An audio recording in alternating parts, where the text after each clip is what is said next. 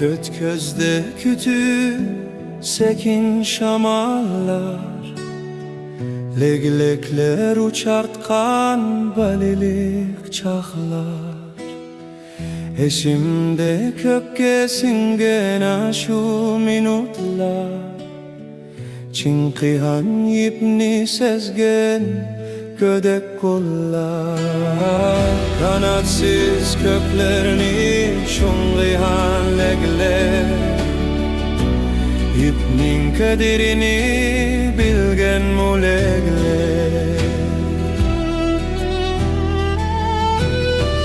Bürküt kebi asmanda uçkisi bardek, kökni erkin pervaz kılgusi bardek.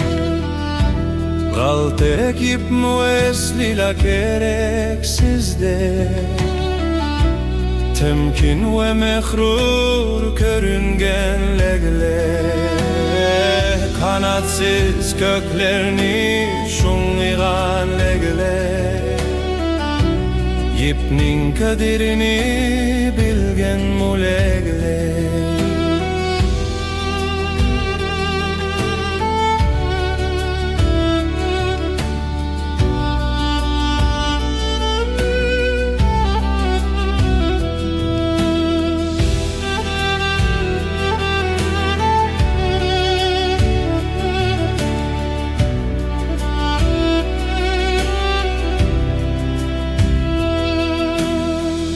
Üzülgende kalteknin ipi kütülgendek,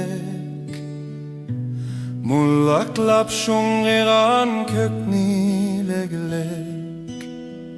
Bilelmidim yipidin ayrılıp uleglek, nelerge uçup yetkendu bilsem pelek.